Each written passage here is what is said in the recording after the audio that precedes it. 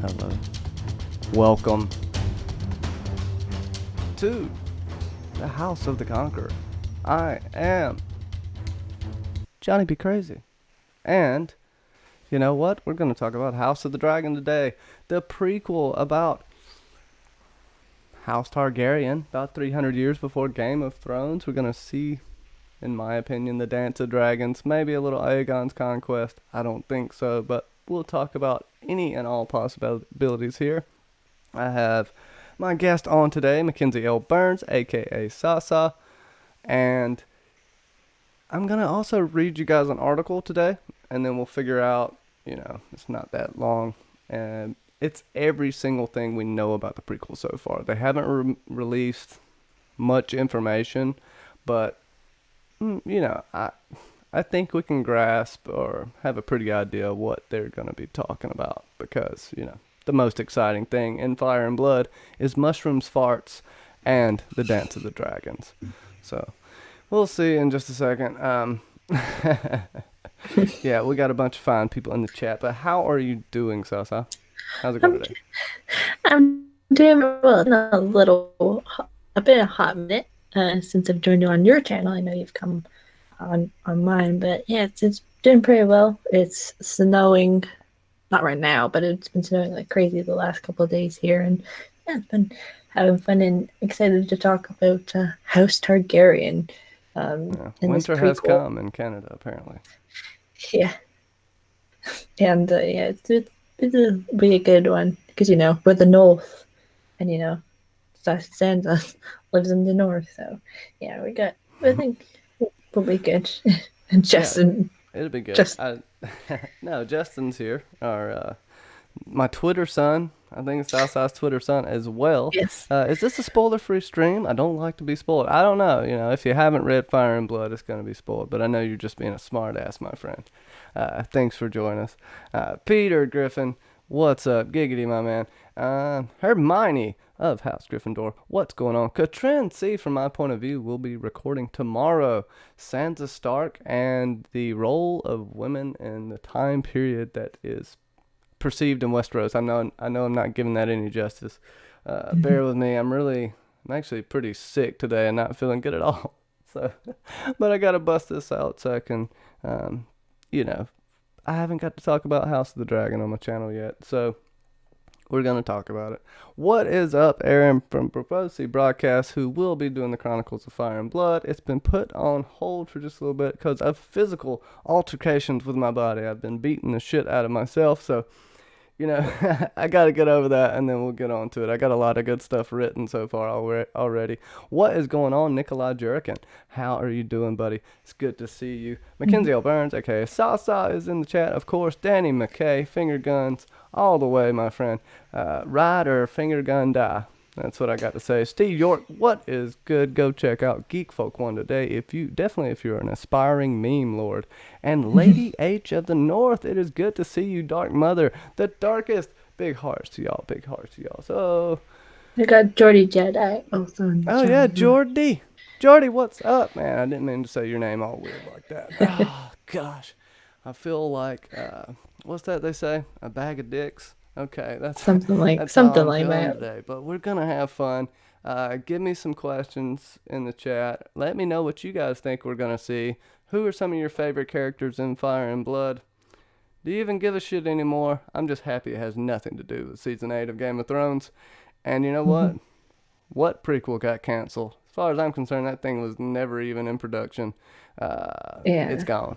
So, whatever. I'm going to read this article from Rotten Tomatoes, and it's by Debbie Day, and it will be everything we know about Game of Thrones prequel series, House of the Dragon. So, as an especially sweet Halloween treat for fans, press and investors, Warner Media announced on October 29th that HBO had picked up a prequel to its epic fantasy series, Game of Thrones, based on author George R.R. Martin's A Song of Ice and Fire book series and its companion materials. House of the Dragon has been in development for several years, though the title has changed a couple of times during the process. Martin wrote in his blog in response to the news, "It was actually the first concept I pitched to HBO when we started talking about a successor show way back in the summer of 2016. So this is nothing that's new, apparently. Set 300 years before the events of Game of Thrones, the series tells the story of a turbulent period for House Targaryen, one that sets sibling against sibling and dragon against dragon. The point of contention? Who should rule on the Iron Throne, of course. If you'd like to know a bit more of what the show will be about, well, I can't actually spill those beans, Martin teased in his blog, but you might want to pick up a copy or two of anthologies. I did with Gardner Dozios, Dangerous Women and Rogues, and then move on to Archmaester Gildane's history, Fire and Blood.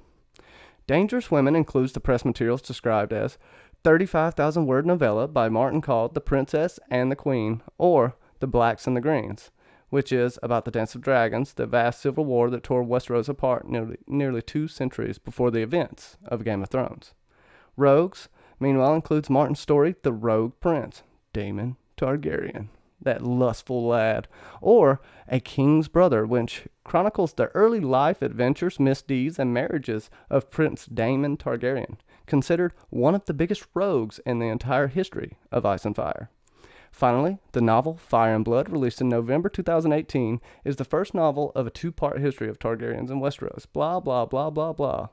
Anyways, keeps going on about this, and we'll talk about Emmy-winning director Miguel Sapochnik and Ryan Condal, which he has done things like the series Hercules and Colony.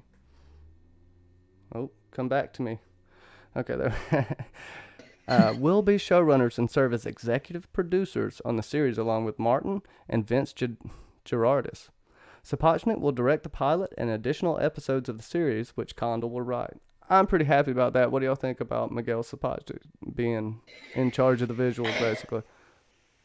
Yeah, it seems like it's a very good choice because a lot of his specific episodes that he directed are some of our favorites, from Hard Home, and then I believe he also did episode 9 as well, and then you've got Battle of the Bastards. You've got a couple of other episodes. You got episode 10 as well for season 6, The Winds of Winter, and I don't think he did any for season 7, but he did The Long Night and I believe Battle of the Bells in season 8. So Ding, ding, ding. And a little known fact about the bells only ring when a king is dead. Well, for the most part. That's usually what's significant about them. When we get into the Dance of Dragons, the bells didn't ring for Viserys' rotten body for about 10 days.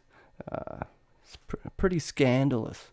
But first off, the cast, there's been no casting announced. Doesn't mean they haven't been working on it at all, but they've got time. The release date, the earliest we're going to see is probably 2021. So, you have a lot of time to catch up on Fire and Blood and, not worry too much about this for a while. And in theory, that's not that far away. We're almost finished with 2019 already, so in theory, that's not far away. And you don't have to worry about it for too long. I feel like because they've already announced that they have this many episodes, that early next year we'll probably get who's at least the big star of this cast, I would assume. Don't you think? That we get at least one, major. Yeah, you gotta have actor. a couple of draws. For instance, they had Sean Bean and Lena Headey. They had a few more prominent and actors. Peter some Dinklage, I think, parts. and then Peter Dinklage were the 3 main actors that drew a lot of people to the show, because the rest of them are unknowns. So yeah, I mean that's kind of what you want. It's gonna be hard to cast people and things. You want a fresh view. I kind of like how Game of Thrones casted. I'm not gonna get into the other meat of it. I can complain forever, but you have people that don't have a set stigma about them. Certain people get caught up in roles and they're remembered in that role forever, and they can't really escape it. Now, if we have some actors who have been in, high fantasy or medieval lore type settings. You could probably use them, but I can't think of any off the top of my head right now. But Yeah. we'll talk about it. I'm sure I'll think of something. Um, Mhm. and it almost, to me, the casting is going to be one of the hardest parts because of how many generations they're going to go through. And I'm going to go ahead and get into what I think we're going to see. I don't think we're going to get Aegon's conquest, right? We're going to get maybe some flashbacks, maybe talk of it, you know, Viserys telling the grandkids. But I do think we'll either get,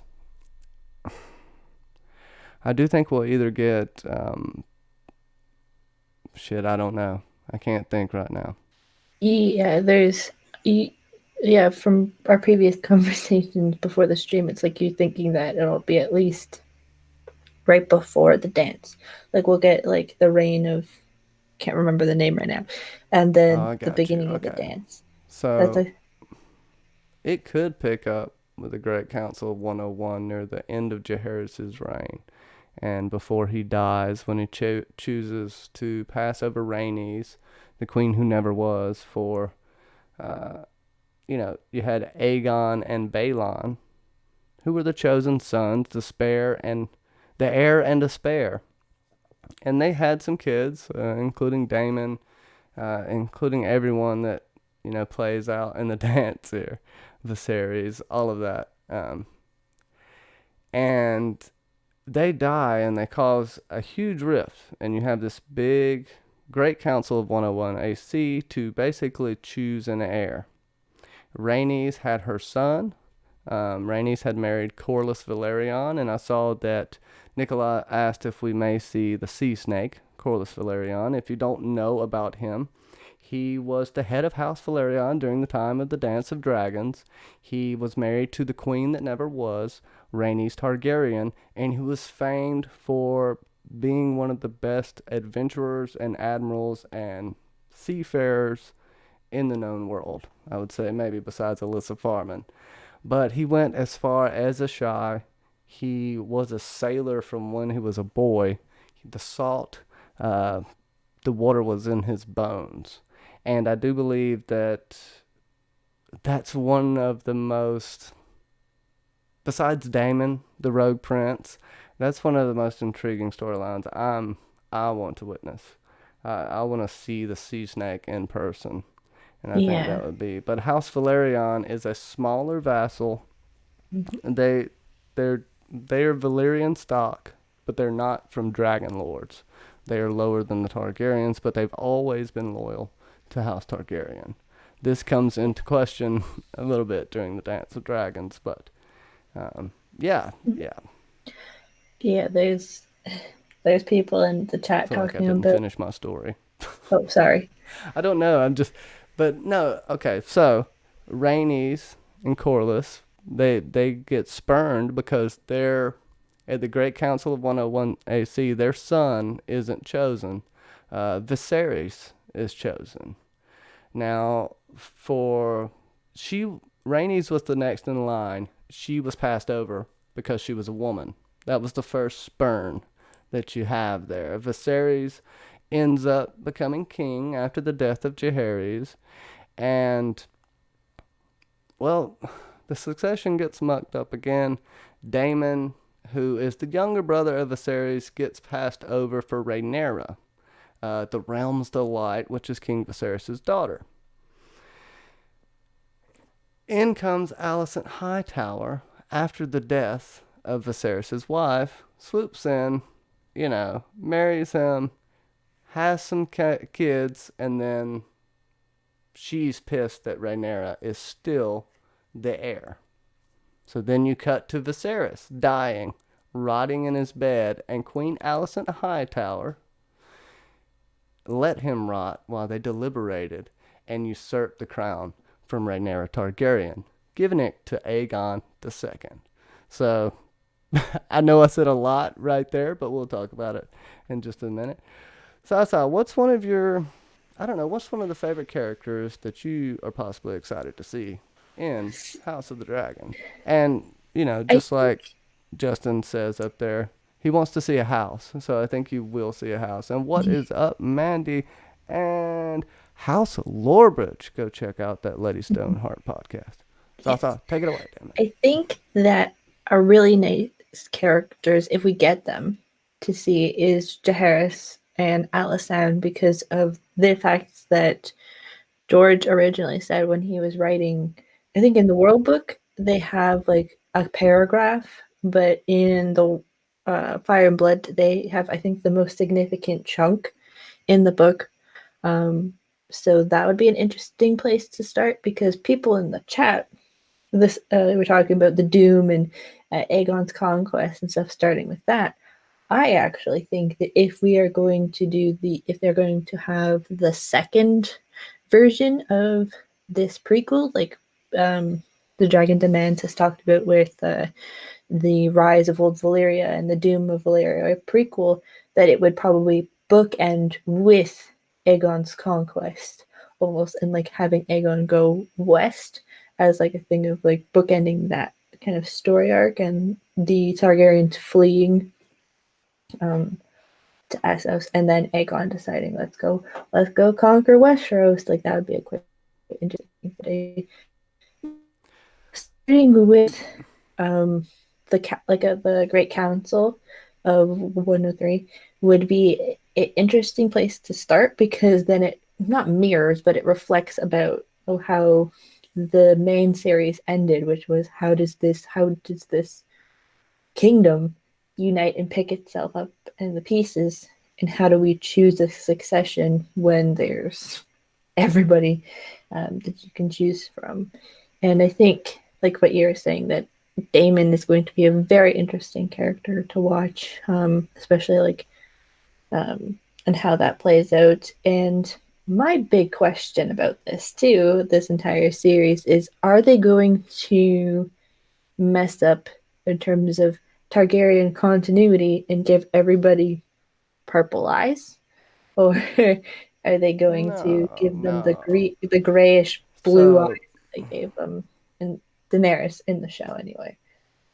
like Alyssa Targaryen, who was a daughter to Jaehaerys the First, had one brown and one green eye with silver hair. And some Targaryens only have blonde hair. Rhaenys Targaryen, oh man, it's different in the two different books. She either has black hair with a silver streak or silver hair with a black streak, which I find intriguing. I don't know if we've figured out why yet. It's probably one or the other is got to be a misprint or something. But a lot of people are talking about, and when you said with Dany's the Dreamer and Aegon's Conquest, the only issue I have with that is it's gonna, and they can do this. We've seen shows like Narcos. We've seen Last Kingdom kind of do this. We've seen Vikings for sure do it. How successfully, I don't know. The issue with that is acting, finding the right actors. And the more you roll over generations, the more generations you have to roll over, the more actors you're going to have to roll over. And the harder it's going to be to keep that train that's good alive. So I think they're better served not going with Aegon's Conquest. I would like to see Aegon's Conquest as a mini series event. That would be awesome. But Yeah. if they start there, we're gonna have to go through 1, 2, 3, 4, 5, 6 generations of people at the very least, and that's going to be so difficult on acting because then you're going to have characters that are going to have to be aged up. You're going to have to have characters that are going to be young and then grow up, and you just know how Yeah. we know how hard that is. It is a You're gonna have to difficult skip problem. through time, especially like because say Aegon's Conquest is one season, then you have to basically age up Aenys and Maegor between season 1 and season 2, effectively, right? If they And have then like, young Aenys and old Aenys, young Maegor and old Maegor. yeah, So it's you're better going very from when complex Viserys is, well, yeah, even,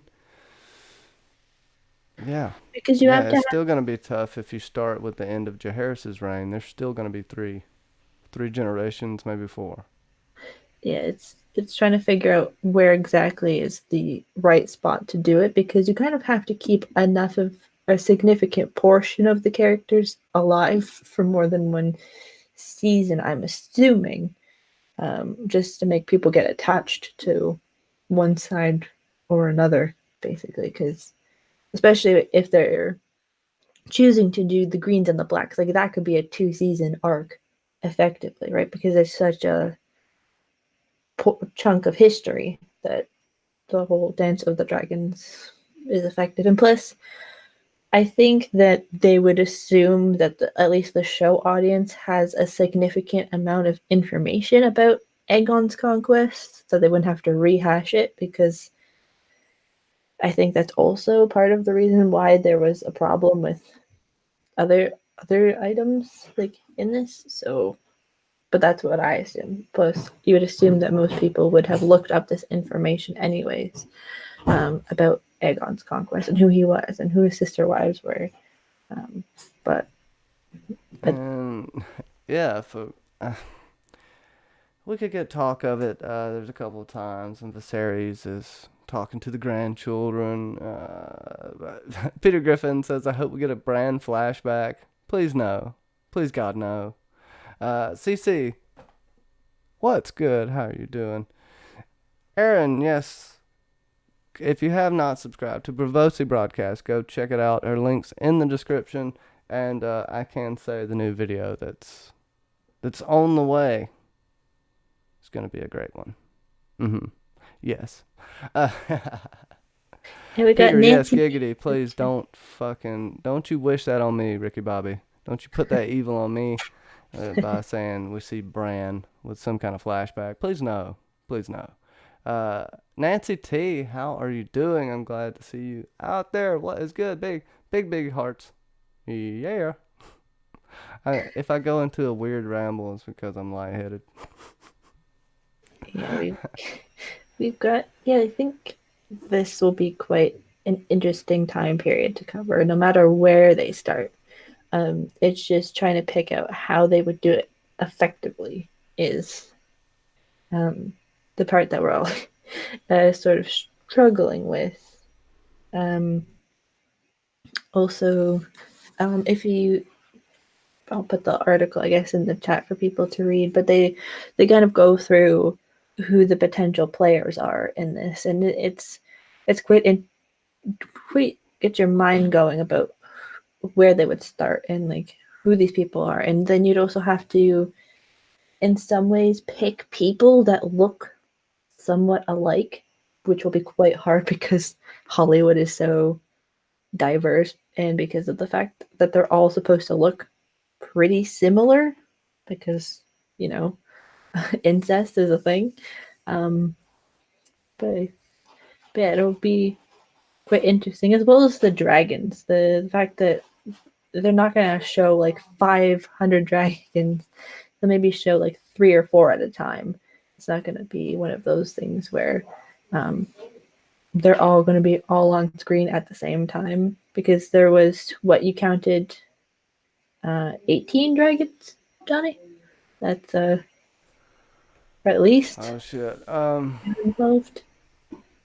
20, 25 minus 3. I don't know. 21, 22 dragons. And the dragon's color in the books of Fire and Blood equates to the color of their fire. So it's I think it's good. Oh my gosh, guys, please forgive me. um, and we're gonna have everything. The only surviving dragon from the dance, I mean from Aegon's conquest, will be Vhagar, and this the oldest, most terrible dragon in the world, who was mounted by a terrible little shithead named Aemon One Eye. I don't know if you can blame him for some of the things he did though, but we'll get into the details of that very soon. Mm-hmm. Oh, Summer Hall. That'll be a lot. Yes. I don't know. I can't wait for some new material to come out to get into. And I mean, we'll have Silverwing, who was Alice Ann's mount that was up near the wall. What's good, Lauren? And we'll have Caraxes, the bloodworm, Prince Daemon's mount, the beautiful Tessarion, Prince Darren the Targaryen, who went and basically had like an internship at Old Town for a while. So there was a dragon at Old Town for a while here and other times in the past. Makes you wonder what kind of experiments the Maesters have done on dragons down there. You also have Cyrax, Meleys, the Red Queen, and that's Princess Rhaenys' mount. Sunfire, we'll see. The most beautiful dragon known to ever live was Prince Aegon II's mount, and there was a fantastic battle at Rook's Rest with, I know it was Meleys, Aegon. Yes. We'll get to see all of that. Oh yeah, the cannibal Dark Mother, Untamed. Also, the dragon seeds as well. The Targaryen bastards as well. We'll get to see some of those, presumably, which will be quite interesting in how their relation as well, because that goes into the history as well, close to the Dance of the Dragons. Yeah, Nancy T, so thirsty for Game of Thrones. She's hyped for anything. Yeah, this house. This prequel is going to be quite interesting, and I feel like we've got a decent amount of history, and I can feel I can understand why they chose House Targaryen, but also at the same time, it's like really. But you know.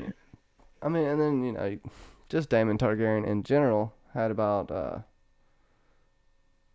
5 different lovers, wives or otherwise. And yes, the dragon seeds. Braavosi Broadcast mentioning the supposed bastards sired from many generations on Dragonstone. What does it take to actually ride with a dragon? You see here more in the books how much of a bond that the dragons have with their riders, even taking on the emotions and feelings sometimes. I think it's pretty damn fun. I don't know, I think they don't have to do as much as you would think as far as CGI goes. No. You don't have to worry about direwolves. You can have one as an homage, I guess. But also you would have not dragons in every shot. A lot of this is Game of Thrones centric. It's a fight for that Iron Throne. Are you worthy? Does a male really supposed to come before a female? Who do you want to win, the greens or the blacks? The greens are Queen Alicent Hightower and her sons and a council that's around them, including Lord Commander of the Kingsguard, Sir Criston Cole. Now, you also have the blacks, which, as I've mentioned before, Viserys' daughter, the Realm's Delight, Rhaenyra Targaryen. She is on the side. She has the rights to the throne, but she was on Dragonstone, the princess of Dragonstone. And when her father died, like I had said, Alicent Hightower decided to not tell anybody of his death and go ahead and crown her son 10 days after his body was bloated and rotted. So, and it was formed there. And Rhaenyra did not have many houses on her side. And it all really, the bloodshed really started to go down at Storm's End.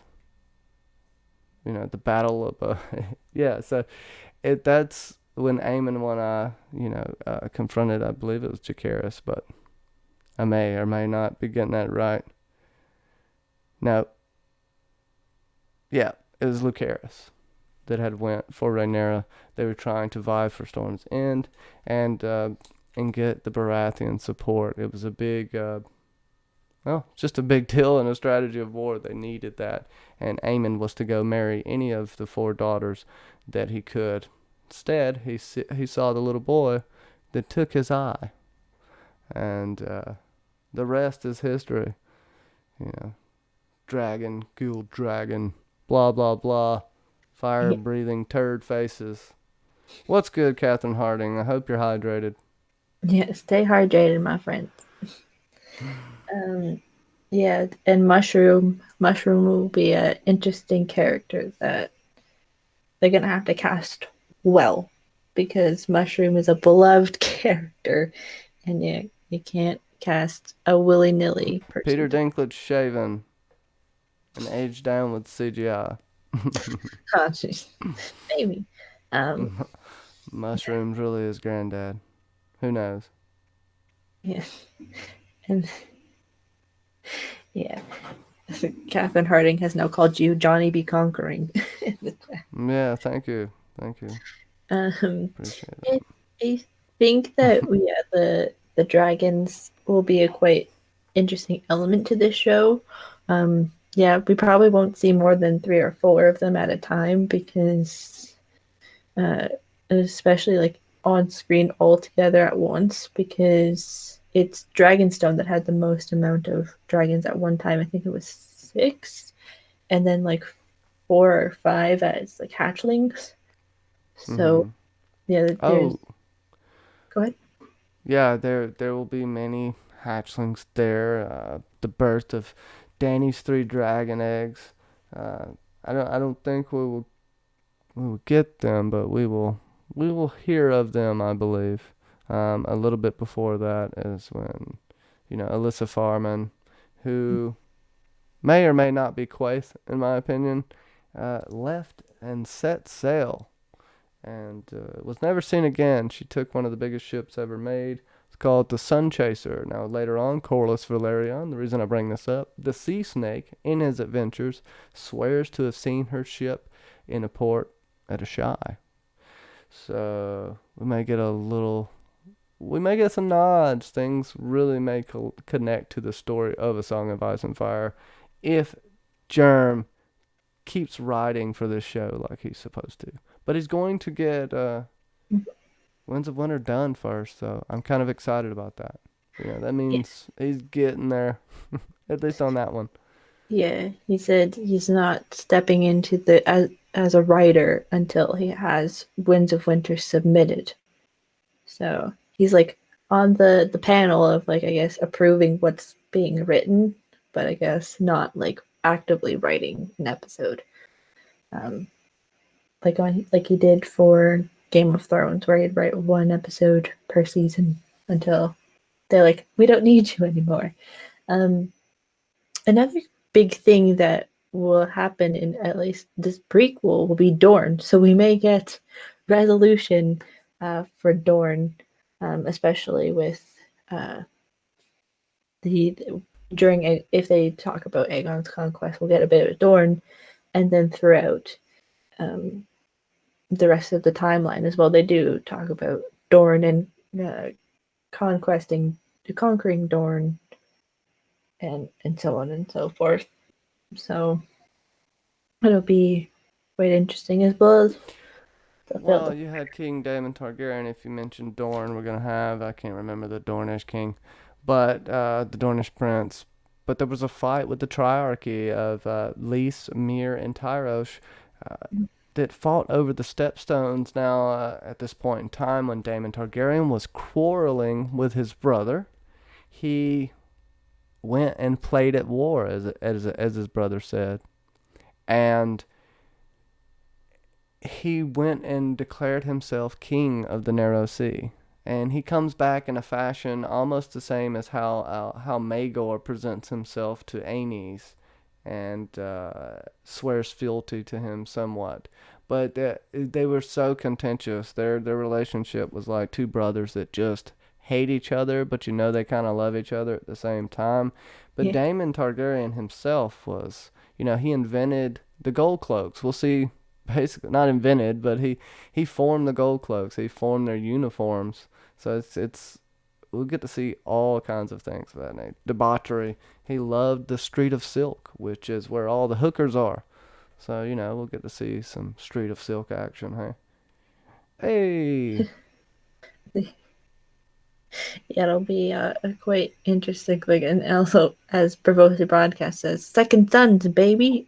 Yeah, um, Yeah, it'll be a quite interesting series to kind of watch, as well as we'll get more of the Faith Militant um, and their craziness, because I know they showed it off in season 5 and season 6, but they're much more insane in Fire and Blood and all of the previous histories.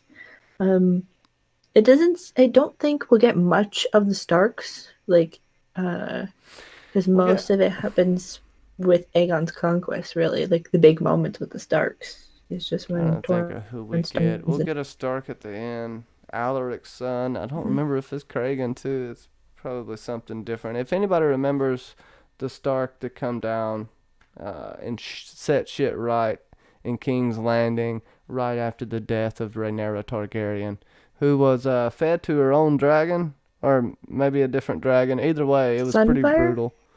Sunfire It as was. well, which is interesting, gets crippled at the Battle of Rook's Rest. Aegon, say I'm giving you spoilers right here, but Aegon the Second in this battle with Meleys, the Red Queen, Aegon the Second had. Trying to think of who the hell helped him. Who the hell was in the Battle of Rook's Rest? That's what I want to know. We have It was Sunfire. it Aemon One Eye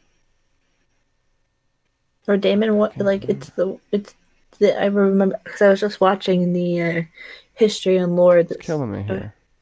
think it was Damon One Eye, because it was like he wanted, Oh because yeah, they were yeah. trying It was to go to Storm. Vagar. It was Vagar Sunfire.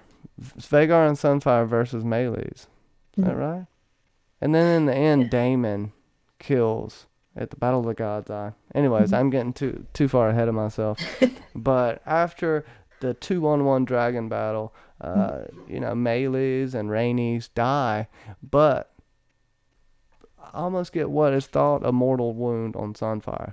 Sunfire can't really Mhm. fly anymore, and he was so wounded that he had to stay there for weeks, months, possibly, and they had to feed him, and it was just roast char. He just fed upon the battlefield, and then he disappeared. No one knew where he went. Aegon was presumed dead and burned alive, but little did you Because yeah, know he was hidden away. because I think it's Aemon. He had his metal, like his armor, like fused to his skin. That's why they're like, oh, he's gonna probably die because of those injuries, and that's why they had one, the brother, ascend to the throne. But then, yeah, she goes because then it's the death of Rhaenyra's sons, and then she goes to Dragonstone, and Aemon is there, and it's like, haha, I got you, and then he like burns her alive with Sunfire. Yeah, and the son, her last son, buries his last daughter, and that's how it ends the dance, I believe, if my reading is correct. Yeah, So really. yeah. There's lots of interesting storylines to go through. I don't know if I want to explain every single one of them, so we're going to get into more Mm-hmm. generals. How many dragons we're going to see. I don't know. Do you have a favorite dragon, Sasa? Do you have any idea? I like for in terms of like aesthetics, Silverwing is probably pretty cute, pretty cool.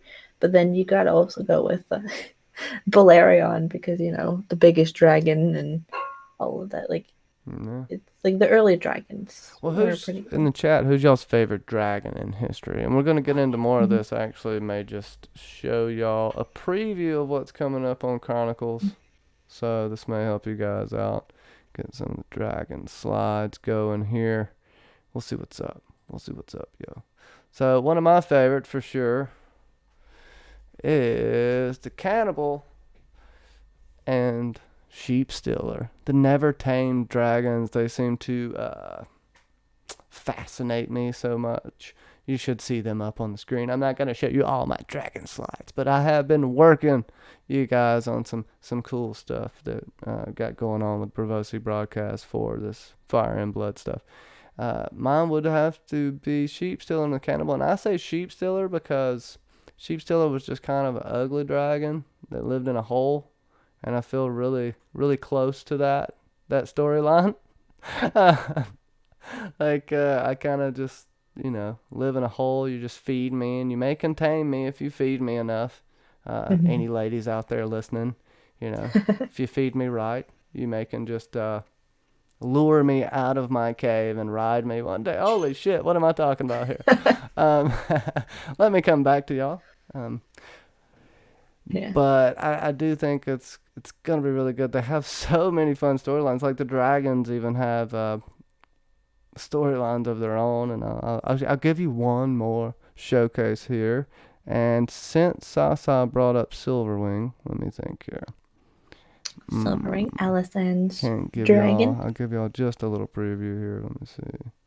Yeah, we'll do Silverwing. So this is one of the dragon seeds that rode Silverwing, matter of fact. Sir Ulf the White, one of the two betrayers. And, this guy's a straight up arsehole. You will learn about him very, very soon because we're going to, the first Chronicles of Fire and Blood is going to meet the dragons and their rider. But Silverwing was that not... Whose mount was Silverwing? Was Alysanne's mount. Yes. The famous Queen Alysanne who rode north to the wall and could not pass the wall. She tried 3 times with Silverwing to pass the wall, and the dragon would not go. Alysanne had to set it down, but it did unnerve her, and she talked about it even in the later years of her life. So there's so much history and lore, and these dragons, they, as you know, they live well past their rider's age and can have multiple riders. You have people who are good, and the next rider of that dragon may be awful. For example, you have Aegon on Balerion, and then who picks it up next? Well, shit, you got Maegor. And then who picks up Balerion next? Arya Targaryen, the child that gets taken to Valyria, and fireworms get inside her entire body and burst out of her eyeballs. Her nether lips are smoking. All kinds of crazy shit's going down, okay? And then Balerion comes back. He's got this 9-foot gash in his side. What the hell? Wounded Balerion the Black Dread, the biggest known beast in the entire known world. This is the biggest dragon that we know of. So they are... Yes, I just wanted to say nether lips, Aaron. You know this, okay? Now... Balerion also gets picked up later by Viserys Targaryen. That's the only dragon Viserys ever rode, and Balerion died shortly after. And Viserys Targaryen didn't get a dragon. He just got really big, he ate a lot of food, and he had bunches of heart attacks. Literally, this guy had a couple of heart attacks a day for a while. He was he suffered from chest pains. He couldn't walk up a flight of steps. Anytime he'd get too riled up, he'd suffer from more chest pains. It's amazing. He hung on for a while. People want to say that Alicent Hightower hurried him on to his death. She didn't have to. He did it himself with gluttony. But he was a pretty good king in the aspect of how he treated the people and society. But he did not manage his brother well. He did not manage the succession well at all. Because almost... I don't know what it was. Out of sheer will, he just kept Rhaenyra as his heir even after he had a son. So it's either way, these people would have been spurned, but he went against decisions that were made in a Great Council. Now, the Great Council of 101, kind of going back to that, where all these lords voted, and it was just a semi-democratic type process, was one of Jaehaerys' sons that was an archmaester. He's the one that came up with this idea. His name was Aegon the Dragonless, and this guy was the driest, he was the driest dude you've ever met. He did not have time for personal shit. He didn't, he just read stuff. Called his sister stupid, shit like that. He didn't have any desire to marry anyone. This guy was asexual, but he was pretty brilliant when he came up with this. And this was a big deal. All of these lords voted about 20-1 for Viserys over Lenore Valerion. And it was decided then that the male line would always have precedence over the female line. Which, hey, that's a hot topic right there. I'm going to side with Rhaenyra on this anyway. But I do say it was a big mistake by Viserys how he handled it. And he left it up in the air. Yeah. He knew Now they had this family feud the whole time Viserys was alive. He was like Robert Baratheon. He really mirrors Robert Baratheon in his gluttony, lust, and the way he does not perceive problems. He overlooks things. He pretends like it's not happening. You know, the only time he ever got pissed is when they called what was it, Rhaenyra's sons strong boys, implicating that he was. Her three sons look nothing like their father. I'll just say this. They have brown hair, brown eyes, and a dude that she was rumored to bang named Breakbones. I don't know. They look alike. They were three strong boys, but he decided that Yeah. if anybody said that, he would pull he would pull their tongue out. Now, the reason for this is, for one, he loved his daughter. For two, to admit that would admit that Rhaenyra committed treason, and she would have to be punished for that as well. So there's a long list of reasons why shit like that can't be said, especially if you're powerful. It's like just putting a hush-hush on something. And everybody knew that Rhaenyra's husband was gay. He does not like women. Lenore Valerian had many a paramours. He was straight up Renly or Loras. Like, he did not. No, he didn't. He did not. He found females gross, it seems to me. No, I just read what Iron Throne wrote in the chat. It says, press the like button. Otherwise, the HBO spinoff is going to cover House Tully. Oh, Jesus. Oh, God. Yeah, Casey said. Casey. Okay. Hey, Casey, don't you finish watching later. And I don't care about your work. You should stop everything in your life to watch this show. I don't know what's wrong with you. Get a hold of yourself, okay? No, Casey, you have a good one. Yes. And if you have not checked out House Lorebridge, please go check that out, everyone. Subscribe to her. Casey has very awesome, well thought out videos. She's articulate, smart, and all of above, okay? Okay, I'm not going to kiss her ass anymore, but she was a fantastic guest on my channel, and I hope to have her back, possibly to talk about these subjects here. Now, continue. I think, yeah, I think we'll start obviously with dance. Like, we'll probably get the Dance of the Dragons, if not in the first, like where we start. We come upon it very quickly, and then we'll get a bunch of different wars. I don't think we're just going to get through the mediocre times. Like, we're going to hit a lot of the wars. It just makes me wonder. It's like, where does this then cut off? Because we're all focused on where this is going to start and all of this With off. the dying of the dragons, possibly right after the storming of the dragon pit, and the murder of Dreamfire, the murder of I don't know if it's Sarion, a few other dragons that are just killed. And yes, there are dragons left, but what comes after this is nothing that's necessarily a rideable dragon in the future. This is known as the Dance of Dragons, but as it says in Fire and Blood, the Dying of the Dragons would be a more aptly named title for this, even though it's kind of glib. Joanna Yanati, what's up, bad mom? Don't look at me like that. Okay. The Bad Moms of Long Island? Is that what it is? No, Maybe. can't remember exactly what it Moms is. of Long Island. I think that's it, Correct actually, me. Sasa. You have a better memory than me, but go check Correct that out. me if it's wrong. Look it up. I think she has a YouTube channel now, too. I think. I think so. Mm-hmm. Yeah, it'll be interesting because it makes me wonder if they'll go to. Yeah, I feel like the Dying of the Dragons makes sense, but I wonder if we'll get young versions of all the characters we know. So young Barristan, like, we got information about like Barristan and like Aemon Targaryen, like the ones in the main series, but I wonder if we'll get like the young versions of them, kind of, and like where we kind of stand on that, unless they do like right here, because I have it up, the Nine Penny Kings, like if we'll get to like that, or if that would just be like a mini, like a move, not a movie, but like a spin-off kind of thing, like those different wars. Fire and Blood 2 will be out. I don't know. That depends where you want to go with that. If they're going with using Fire and Blood You can use Both other source anthologies. materials after Fire and Blood, like the World of Ice and Fire, but there's not that much there. Fire Mm-hmm. and Blood ends with Aegon the Third, I believe, Mm-hmm. and that may see the brooding king. He just like depressed himself to death. I can relate, and Oh no.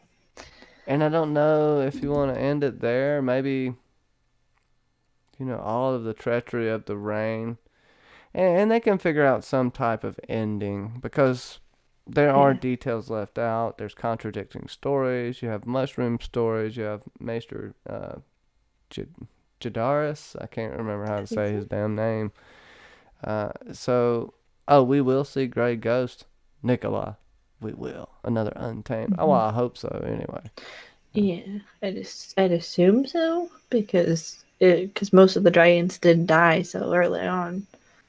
So yeah, because if they want to make this like a long-standing show, like Game of Thrones, then they'll probably have to influence parts of Fire and Blood too. Because I'm assuming that Fire and Blood 2 will come out during this process. Because if they're starting at the bare minimum, they're starting with Aegon's conquest, then by the time we get to the Dance of the Dragons, presumably that book could be out. Because I'm assuming that George has written most of Fire and Blood too, because like, he knows all of this information, or at least knows the outlines. You just gotta fill it in. But who knows? Could just be Yeah, I the, mean, the rough the outlines in the World of Ice and Fire. You know what I mm-hmm. mean? Just like Mm-hmm. Fire and Blood was in there, in the Rogue Prince and the Princess and the Queen, uh, which are the novellas, but you can find all of that basically in Fire and Blood. There may be a little bit different details that you get to know about Mm-hmm. in these other ones. I'm gonna check it out and see. I can't say I've read or listened to every damn thing, but I'm definitely balls deep into Fire and Blood for a long time now. I know it too well sometimes, and I have to step back. But Yeah. because I could sit here and tell you the whole story of Fire and Blood in about 30 minutes, and then where would I have content left? You know what I mean? I wouldn't have Exactly. anything left to talk about. And I don't know why I do that, but I can just like condense stuff and tell you all about it really quick. And maybe you'll understand me. Maybe not. As like you personally audiobook it for everybody else. It's like this is what happened, and then this is what happened. And then oh, this person was born, this person died. It's Well, like I don't know if I'll tell you all that. I'll just get into the juicy details. But I will yeah. say, where do you think they're gonna start it, and where would you think they're gonna end it? Uh, I want to say that if they start with the conquest, that the conquest already happened. So it's like we get everybody like because we know the basis of that information. So like if they do that, it'll be like that Aegon is already king. It'll just be in that we have Aenys and Maegor already. Um, like we start with that, so then we move forward because I don't think we need to see because they've talked about it so much in the main series about the Targaryens coming over and exploring all over Westeros and then coming and making the map table and like we already know all of that stuff. Even the just pure show watchers, they know that that's happened because of the scenes on Dragonstone and so on and so forth. So if they do start with Aegon's reign, they'll have the kids already and move forward than that because spending an entire season on information we already know or know the vast majority of would be a little bit but I feel like if they're going to skip forward past all of that, that they would start probably with Jaehaerys and Alicent because that's a pretty big time period for the Targaryens because it spans so many children um, and go off on different stories and so on. But I think though Yeah, that the best if you want to get to the drama and the dragon on dragon battles, the the the Dance of the Dragons would be the coolest place to start, especially with um even just starting with Viserys's reign and then ending like going mid season and then just doing the beginning of what is. Yeah, the you Dance of the still, Dragons. because there's still a lot of build up there. You know, it's all the way up until Viserys' death, and then until the battle at Shipbreaker Bay. Mhm. That that's where it all kicks off. Aemond One Eye and Lucerys Valerion, or Jacaerys. Sorry, dang it. Yeah. No, Lucerys. Sorry. Yeah, I think it's it's gonna be a situation where they can't, like, unless they assume that we're all stupid and can't remember certain things, which they No. might. They they might start at the very beginning in the conquest, which would be nice to see because you get to Well, see you don't. Winterfell and all of these other places. But I assume that they'd already start with Aegon as king and move forward. Yeah, I mean, you don't need that, right? You don't need to No. go through all of the conquests. You do have the history and lore videos, and the history and lore does tackle the Dance of Dragons somewhat, but not as much as you would Mm-hmm. expect. It's still pretty good though. But I would say that I feel like it's a separate story. It needs something to be on its own because I don't believe you should pile that much story, that many generations, because there's still room for them to not Mm-hmm. make up, but formulate more and juicy details and another underlying theme of the story, the magic theme. Uh, maybe some foreshadowing of the things to come, because we may Adam Valerian, one of the dragon seeds, ends up going to the Isle of Faces supposedly, and no one knows what happens there. Well, they could show us in the show, and they could reveal some light there. Still could be cryptic, but maybe he gets Mm-hmm. some kind of vision of the future. And just like the butterfly effect, one action can change history, and it may not even be an action you notice until it's too late. Maybe some kind Yeah. of underlying action.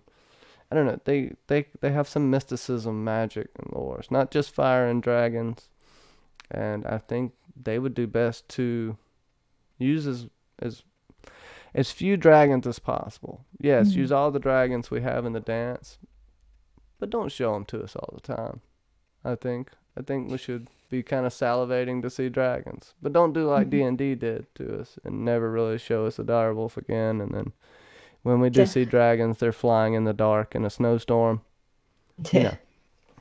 Yeah, I think when I was thinking about that, like if they do the Doom of Valeria prequel, which because they love this one, that they might do it, that it would end with Aegon's conquest. That's how I would presume that they would end that story, or with Aegon deciding, let's go west, and like that's how it ends, because that because that's how that part of that story ends, is them rising up to power. Like that's why it Well, makes me think that they will start a generation or two of the Targaryens being kings, because if they want to do Doom of Valyria, that it would bookend perfectly of them rising up as dragon lords and then ending as beginning as kings. Like that makes sense. So then it's mm, like you could do like an episode or something like that where they talk about well, Aegon and the cast of that and all of that, but then move forward in time. well, Oh, I go mean, ahead. this is what they should do as far as ending it. The whole thing with the Game of Thrones, the first season, and this is how they can connect it and not piss us off as well. So the whole thing with Game of Thrones, the first season, there have been no dragons in the world since the last dragon died. No dragon riders. Um, and we see the rebirth of that, the rebirth of dragons, the rebirth. Well, at the end of A Dance of Dragons or The House of the Dragon, we will see the end of the Dragon Lords. You know, they could even go so far as to, all the rideable dragons are going to be dead, except some that have disappeared, that are never to be seen again, that I'll definitely be getting into. Cardinal Doomsday, what's up? Good to see you. Kolnitsky, what's good? What's good? And I think it would be almost a real bittersweet ending. To where you know that, hey, the Targaryens are going to reign from here on out Yeah. for a while. They still got a bit, but these beasts, these wonderful creatures that have and are majestic, that have roamed the world, are killed off by man. I think it's gonna be great. Yeah, like the animal, mystical or otherwise, that got killed off because men wanted to have ultimate power. Yeah. It'll be quite interesting, especially because mixed in with this is also the Dunk and Egg information and all of that, which we're hoping its own story, its own type of series, which will be quite interesting. Because how are they going? Because if they include this in this prequel, because I don't know if it's going to span every single Targaryen story. No, it can't. You're not gonna, unless it's gonna be Black Mirror, like on Netflix, and every episode you have completely different characters. They can't do all that. Yeah. Well, I just mean Cardinal Doomsday. We didn't get a bittersweet ending in a Game of Thrones. We just got some weird fairy tale ending. Very weird fairy tale ending. Okay. The only thing that made him bittersweet was Danny died, but by that time everybody wanted Danny to die. Because they're like, what'd they do to this character? Oh.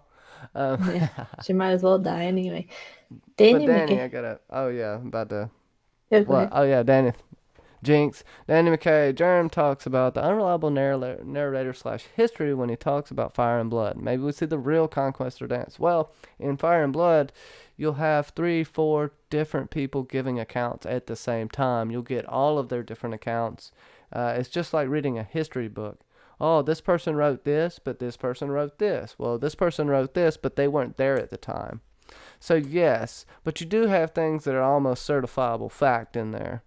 But like I said, great point, Danny. Those fine details can be played with and messed with. Yeah, because Yeah, also what's real and histories. what's not, right? Also, because the Because history is just. Oh, sorry. go ahead.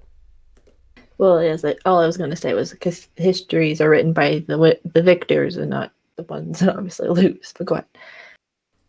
Well, I mean, yeah, and it goes so far as to Mushroom's account of what happened with Rhaenyra and Daemon Targaryen. Daemon was the uncle to Rhaenyra, his brother Viserys, the father of her. She was made heir. Daemon got passed over as the heir. Okay, so if Viserys didn't have a son, usually it goes to the brother after Viserys dies. Well, Viserys gave it to Rhaenyra.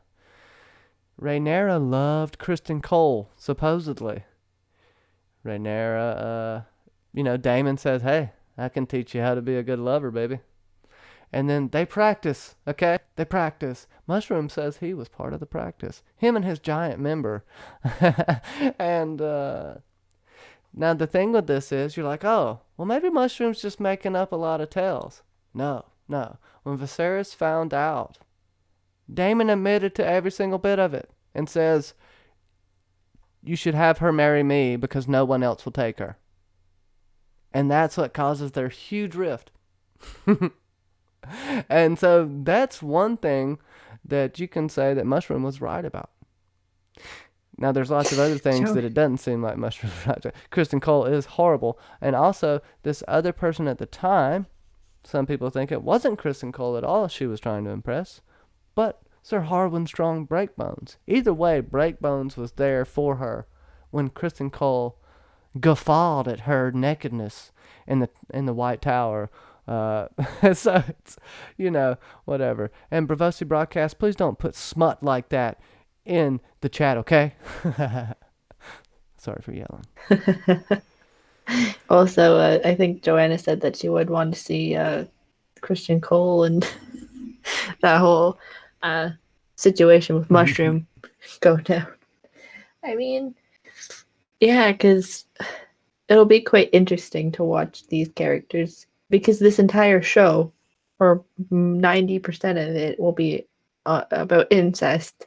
So, I be quite mean, interesting to there's a watch. fight against that though, and something that Mm. Jaehaerys and Alysanne they did. They're so smart. These people are so smart. Jaehaerys and Alysanne, you're like, oh, greatest king and queen. They're the best people ever. I don't know if they're the best people ever. They're the fucking smartest king and queen I've Mm-hmm. ever known, at least in the fictional history, by how they use propaganda and it did all of these just Mm-hmm. crazy things. Jaehaerys made the law of exceptionalism. This all gets called into question during the Dance of Dragons, but Jaehaerys himself made it to where the faith of the Seven literally says that Targaryens are not normal men.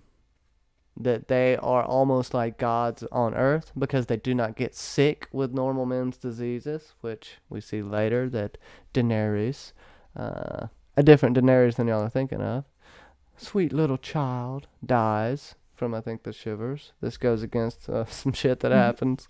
But it starts to unravel right here as well. And then just the unrest in general because the faith has always been opposed to this. But during the Dance of Dragons, like you said, I mean, there's lots of incest. It's like kept all in the family. I mean, you have the Valerians who are thrown in there, but they're still related. So Yeah. Yeah, because there's only a couple um, outside of the family that's involved. So it'll be so if you were disgusted with watching Jamie and Cersei, I don't know who, and I guess you could say Danny and John, then you may have a problem. Be like, I've heard your gaze with some of these, but yeah, it'll be quite interesting to watch this, and yeah, I think that this prequel, obviously, it's going to do much better because they've already requested 10 episodes. Um, yeah, we're getting a season. Period. It's greenlit without a pilot. They must have some faith in what the hell's going on here. I'd say that much. yeah, people are saying the law of exceptionalism. Yes, Catherine Harding. Anyone else feel completely okay with Targaryen incest? It doesn't bother me in the slightest. Outside the Targaryens, though, no thanks. They're the ones I'm that look- have to deal with babies with holes in their chest and deformed wings and sometimes no limbs. And hey, maybe all those horrible burrs give you a dragon, or maybe the death of a true Targaryen I wonder gives if you a they'll. hatchling of Yeah, whores. it Whore. make it makes me wonder if they will ever like if they'll use the egg symbolism and have like the ones I can't remember which ones exactly, but like the having the eggs in the cradle and all of that stuff and like the young babies with their dragons and stuff as well because and who And the knows. cat's in the cradle and the silver spoon. Hey, Satake.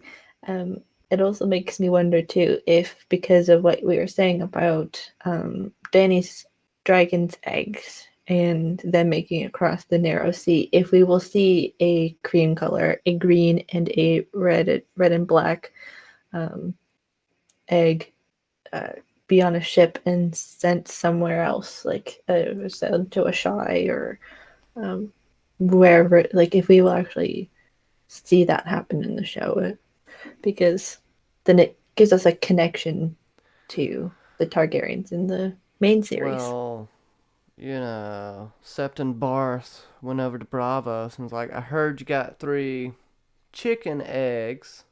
Okay, because they had a cock and code. The Sea Lord of Braavos at the time would not admit to having dragon eggs, and we know what happened with Braavos is the free city. They openly have warred with Valyria. They were founded basically by the Faceless Men, for lack of some exposition there.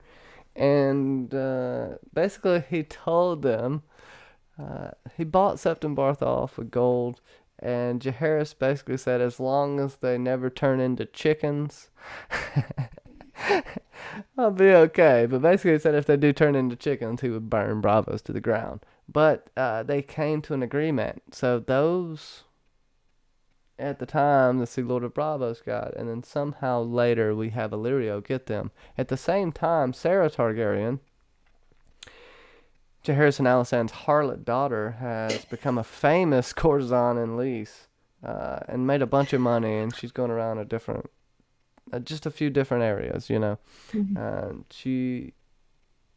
She's the queen of whores, uh, for the most part. Then you even have the Black Swan during this time period, uh, being the one who is, you know, she's picked up by a slave ship, and then she's taken and ultimately becomes the Black Swan. But yeah. Sarah, I'm telling you, that is probably the nightmare child of your life. I would rather raise Maegor than raise Sarah Targaryen. If y'all don't know who Sarah Targaryen is, go check it out. She just, her dad was like, "Who did you give your maidenhead?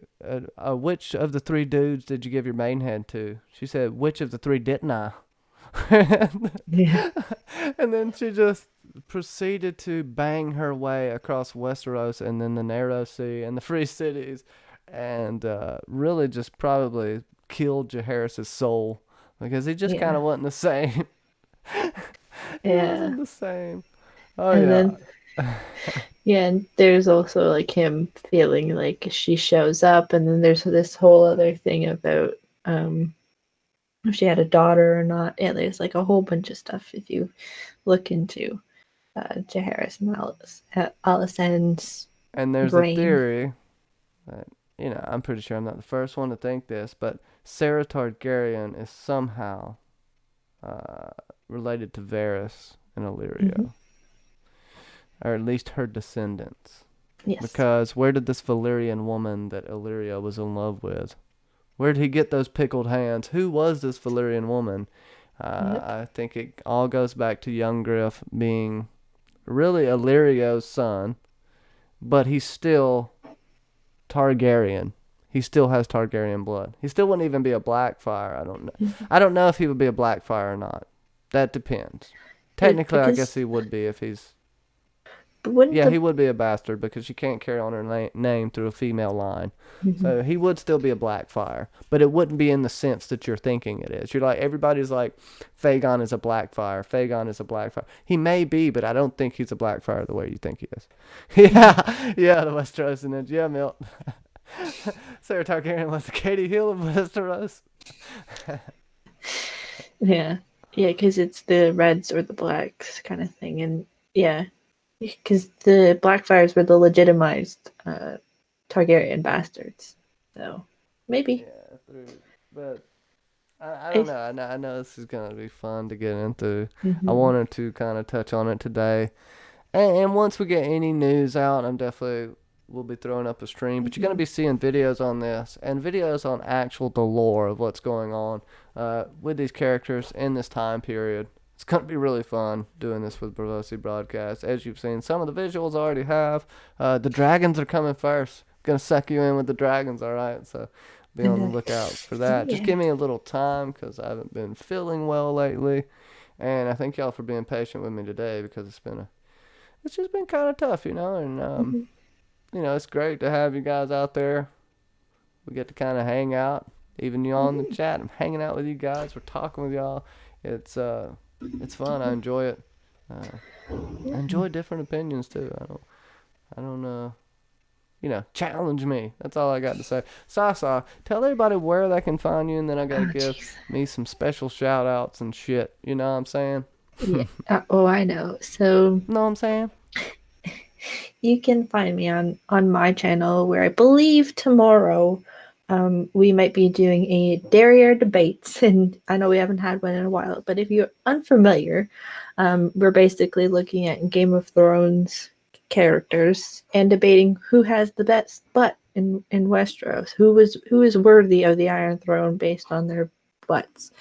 And Johnny had a really good one about Viserys, and they gave a whole butt backstory about how twerking has started in Lys, and so on and so forth. So we should be doing that at 8:30 tomorrow, which will be quite fun. And other than that, I have Twitter. You can follow me on Twitter. You can follow me on Facebook, if you ever so please, on my YouTube Facebook, or you can try and friend me on Facebook. And I also have Instagram, and Patreon as well, if you are so nice. And that's where, as of right now, 2 of the Women in Westeros makeup videos are housed right now. Plus, a bunch of other things will be posted on there as well. So that's So where you can SAK find wants that me. Viserys gif. Oh, yes. But if y'all don't know, Viserys has invented clapping them cheeks. Okay, he invented twerking, and all of the known world of A Song of Ice and Fire. It started out when he was clapping them through Pentos. He was clapping while running from Robert Baratheon's higher knives. That's how he got so good at it. So you gotta go check out Sasa's derriere debates. I can't remember which one it is. I think it's the second time we debated Viserys, I think.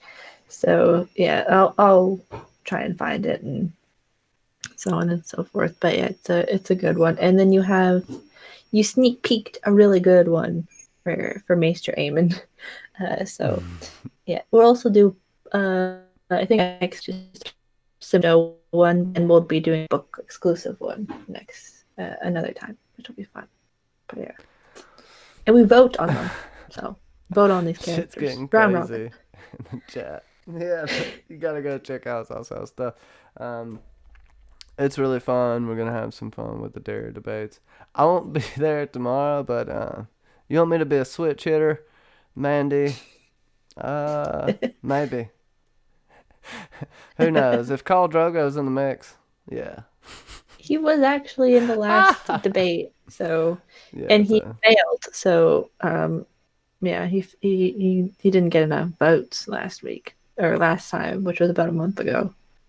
You'll be surprised who actually won, but if you forgot, it's on my Facebook. I think in events for the poll. So on the Facebook events for the poll, go check it out. Dee bunghole, hashtag trash dick in the chat. I'll try and find the link for it while you go and give your shout out.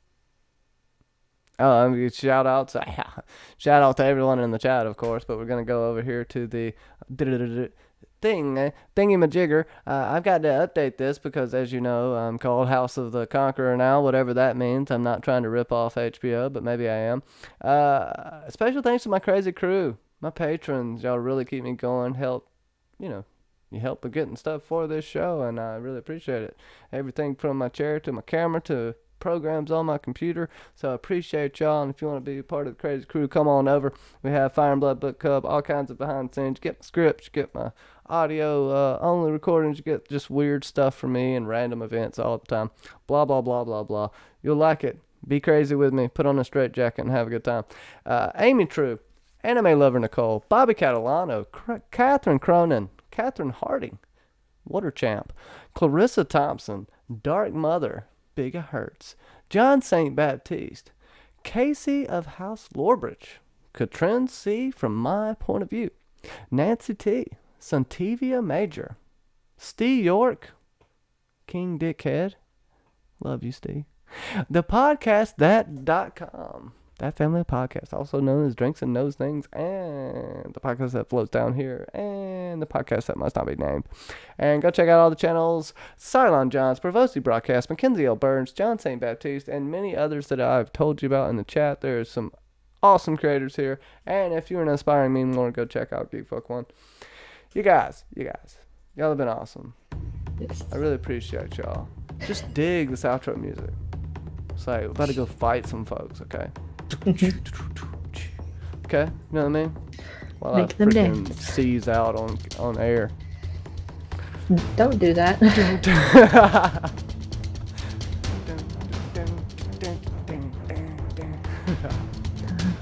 So could I be any corner here, guys? Did y'all have a good time? Right? Thank you, everybody in the chat. You're all awesome. Much love. Peace, love, and chicken grease, as the pest John Leguizamo would say. If you've never seen that movie, you're not missing much except that line. This is Sparta, as Peter Griffin says. Oh, man. Bye, everybody. Y'all are awesome. Talk to you soon. Lemon chickens frogs, mushrooms, and goats. Lemon chicken. If you know what that means, you know what I'm saying. Okay. Lemon chickens, frogs, goats, mushrooms. Lemon chicken just and seems coffee. like lemon chicken just seems the ultimate san dish. Lemon chicken, doesn't it? Because you know. Well, it's funny that you say Sandor, and I have been known to be a hound. Okay. All right, guys. Bye. Bye, Remember, everybody. Dickon Tarley deserved it. Bye.